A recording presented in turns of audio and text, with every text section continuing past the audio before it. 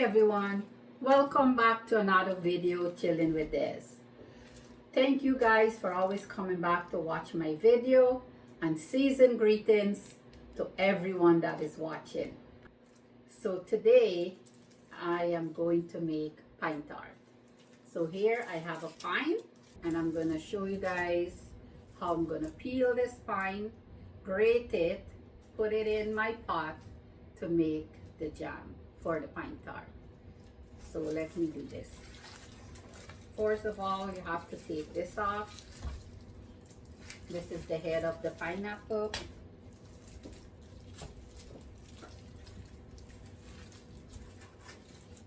And I'm just gonna cut the top.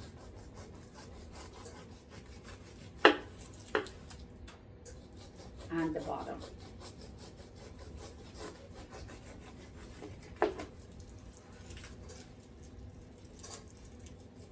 Basically, I'm just peeling the skin off. I like to go a little bit deep because of the eyes, so I can get most of it out.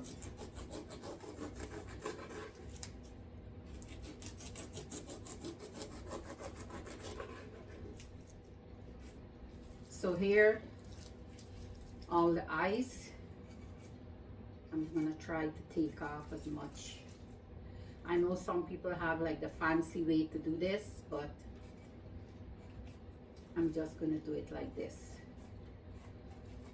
I'm gonna finish this up and come back. Ooh. So guys, you see, I peeled the skin and I took out as much as the eye of the pineapple. So now I'm just gonna put the skin of the pineapple in here.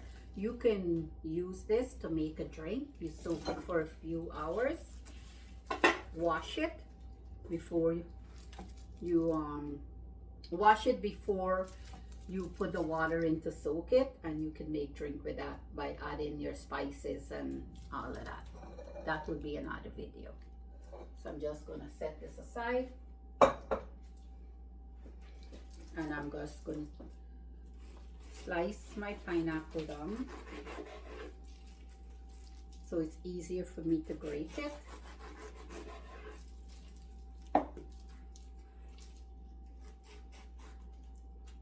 As close to the core of the pine as possible, because you want to get all of that flesh.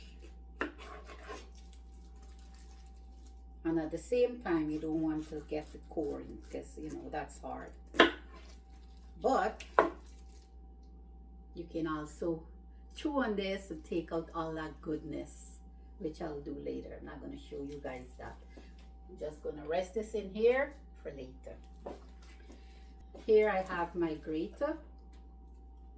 I'm just going to push this aside. And at the bottom here, I have a holder to catch all the pineapple. So I'm just going to grate this. If you have a blender, you can blend this as well. I don't like this smooth texture.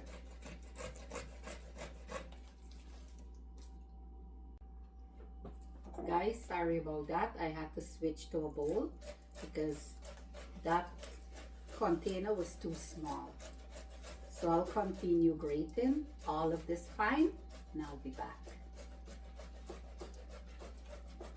I done grating my pineapple, and this is the ingredients for the jam. So I have a cup and a half of brown sugar. I have some cinnamon stick. I'm gonna use like maybe 6 cloves and half of a lemon. So I'm gonna go over to the stove right now, put this into my pot. I'm gonna show you guys how I'm boiling the jam. Okay guys, so here I have my grated pineapple and I'm just going to put this into the pot. I'm going to turn my stove on medium and allow it to cook. So guys, you can see that the pineapple is about to boil. At this point, I'm going to put in my sugar. If you guys have white sugar, you can use white sugar as well, or dark sugar. But I like mine's with brown sugar. I like the flavor, that caramel taste. So it's 1.5 cups. I'm going to give this a mix. Remember, I have my stove on medium heat.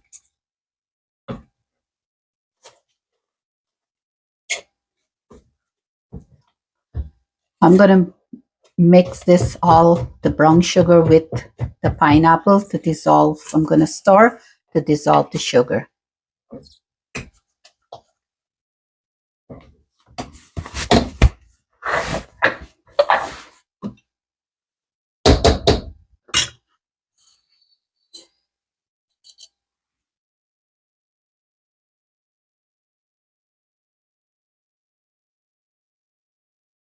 I have like 6 cloves or 7.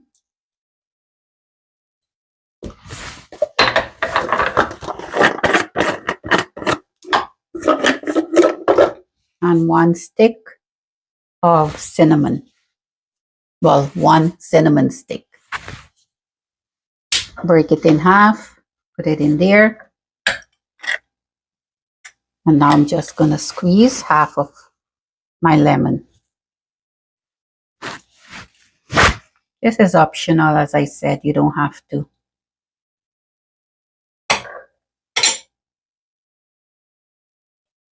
And I forgot to mention some vanilla. So here I have a tablespoon of vanilla extract.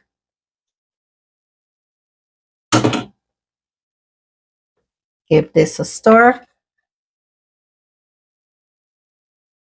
And I'm going to allow this to cook until almost all of that water or the juice from the pineapple reduce to the jam texture. Hey guys, this jam smell amazing. Look at the nice golden color.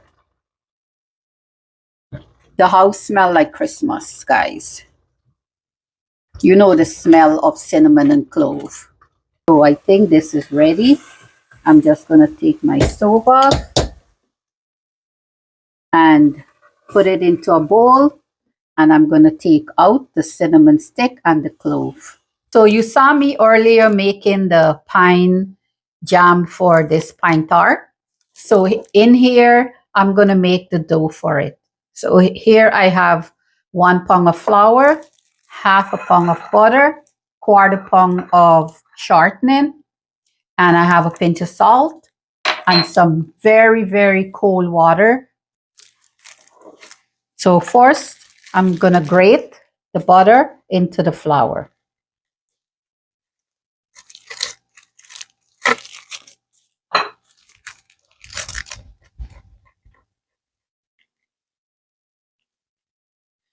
I already grate the butter. And now I'm just going to mix everything to combine.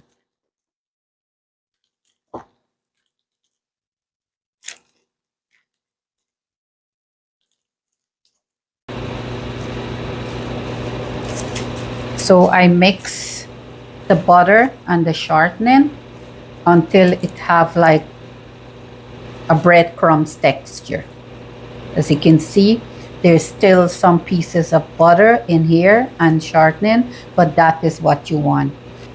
So now I'm going to add in a pinch of salt. So now I'm just going to add my ice cold water. You add enough water until the dough come together, so just add a little at a time. You don't need a lot. Once it come together, you know it's done.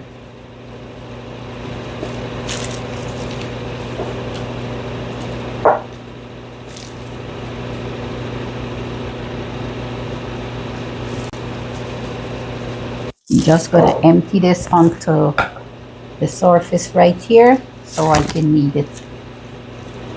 Not knead it, sorry, but bring it together.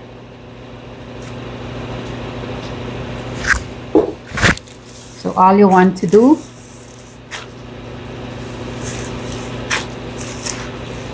is to do it like this. Bring everything in and just form a nice ball.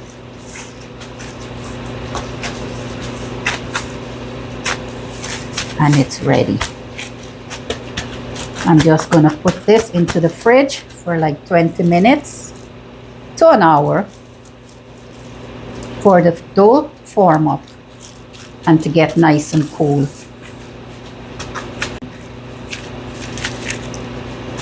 I also like to just pat it down, or you can divide it into two to make it easier to roll. So you can keep one half in the fridge while you're working on one half. Right? So you can pat it down like this, put in a Ziploc bag, put in the fridge. Now I'm putting my dough into the fridge for about 20 minutes to an hour. I'll be back. My dough was sitting in the fridge for about 2 hours. I know I said 20 minutes to an hour, but I was taken up doing something and I left it in there for a bit longer. This dough can sit in the fridge for even 2 days or in the freezer for about a month. But here I'm just gonna remove this one, work with one, because it's still pretty cold.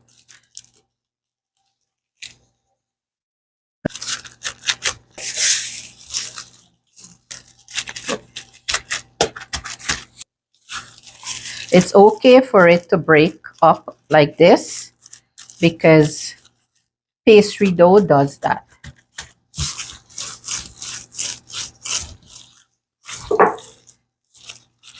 All you have to do is bring it back together and flour and keep rolling. It's all of that butter and shortening. So you want to roll this out like as thin as possible, because remember you're going to fold it over and the dough is going to be thicker.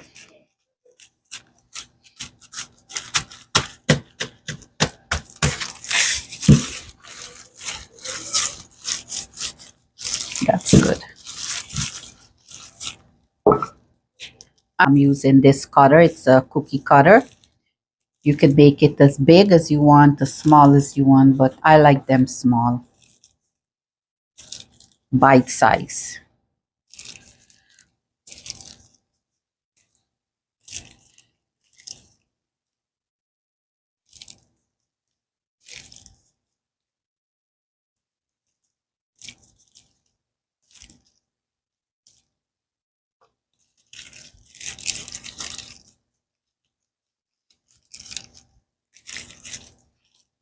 Just set this aside and I'll reuse that.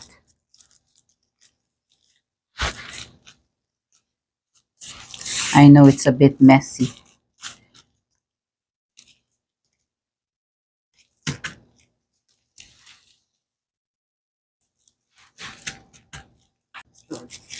What I like to do is to take my rolling pin and just roll it out a little bit bigger if you see that the dough is still thick, because you want to have this thickness right there, like that. And also keep the shape round as possible.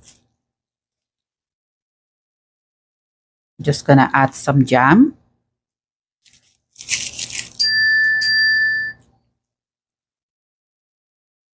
Just put as much jam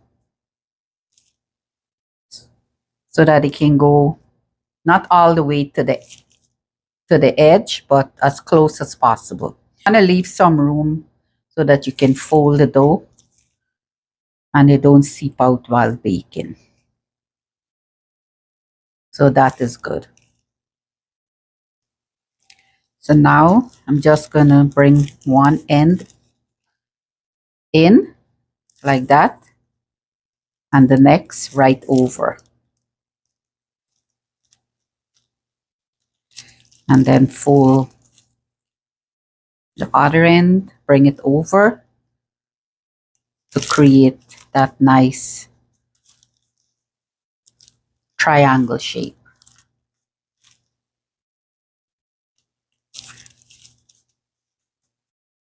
I made these out. I didn't make them too big. They're small and bite size. In here, I have one egg, and some yellow coloring. I'm just going to egg wash them. And after I'm done egg washing them, I just have them sit on my countertop for about 5 minutes, and then I'll put them into bake. My oven is set to 350, and I'm now going to put these in to bake.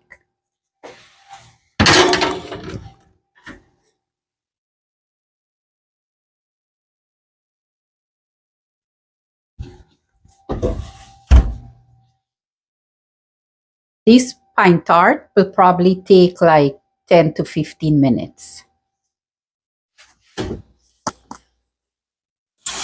Guys, look at this. The pine tarts, they're done baking. I like the way they turn out. They look really pretty, don't they? Look at those. I can't wait to bite into one. But yeah, I'm gonna put some up on a tray and I'm gonna show you guys the end product. Guys, I want to show you guys what the inside of this pine tart look like. I don't know if you guys heard the crunch, but look at that. It's nice, and you heard that? Wow. Let me try this piece. Melt in your mouth. Guys, I'm telling you, it's melt in your mouth. You have to try this recipe. It's yummy, yummy, yummy. Cheers. I had fun making these pine tart for you guys today. I hope you guys enjoy this video. Leave me a comment down below. Tell me if there's anything that you want me to try to make for you guys. Please come back to see what I'll bake or cook next. Again, thank you all for your love and your support, and my new subscribers, a big shout out. I appreciate it so much. Thank you. Until next time, bye.